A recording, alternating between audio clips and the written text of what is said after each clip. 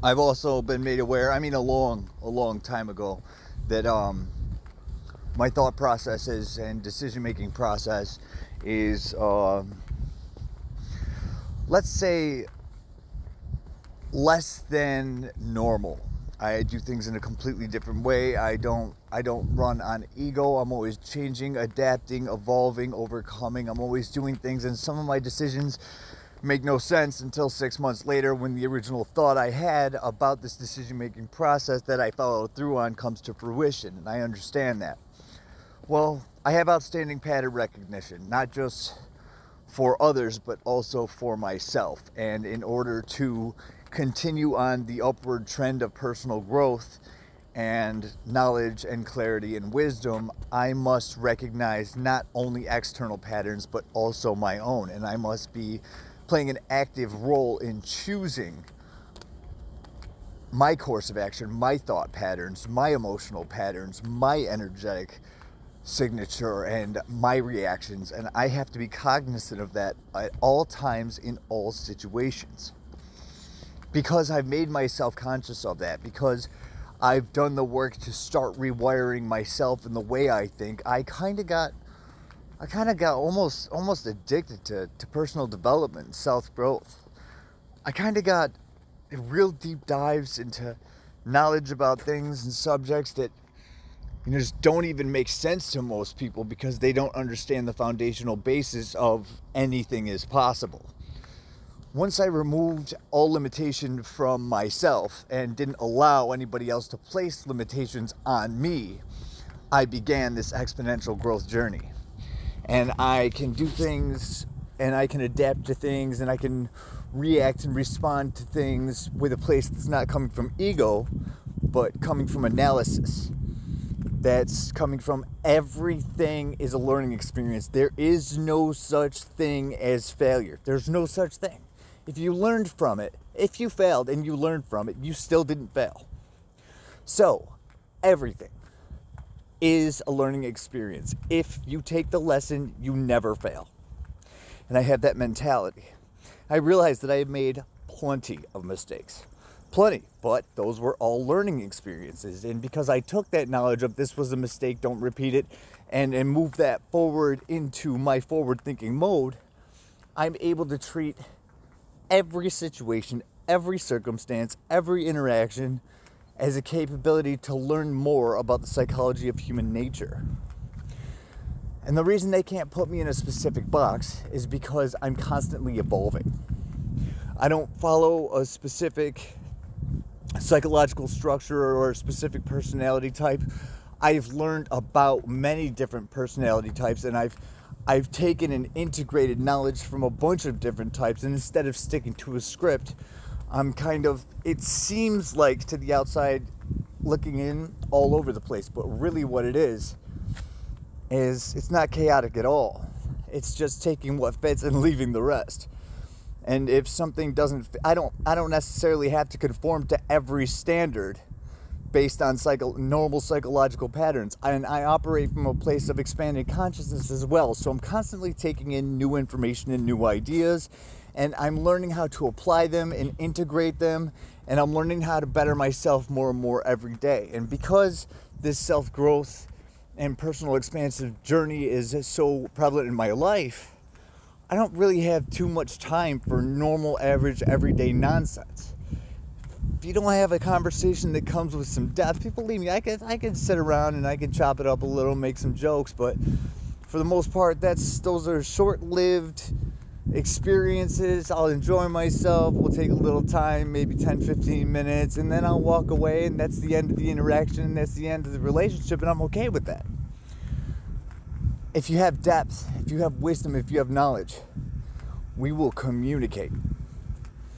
And communicative relationships with depth bear much more importance to me, and things where I can learn something from somebody, or maybe apply a new perspective to somebody else's life, those are the kind of relationships I search for.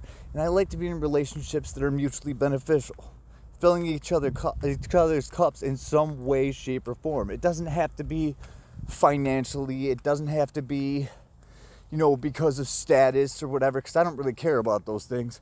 What it has to be is mutually beneficial, thought-provoking, having some depth, having some substance, and something that we could use to maybe help each other in some sort of way. Those are the kind of people I like to talk to. Those are the kind of people I like to communicate with. People that are interested in learning and growth. People that are interested in either the science of understanding. People that are interested in the quantum field and consciousness.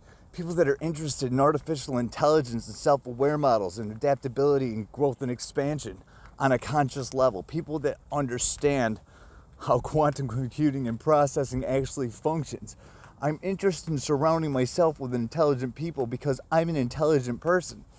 So you don't have to buy me lunch and I don't have to buy you lunch just to have a conversation. But what we can do instead is do something that's mutually beneficial through thought provocation. And because I'm consistently growing, learning, evolving, adapting, and overcoming, and I do this without ego as I approach every situation from the mindset of a student, unless it dictates otherwise, then I'm allowed to go through life constantly growing, getting smarter, getting stronger, getting better, creating new habits, creating new understandings everywhere I go.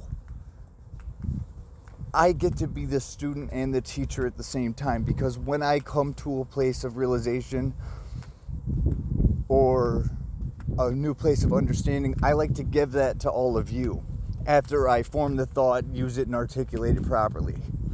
I like to organize it, and I like to fix issues that involve the human psychological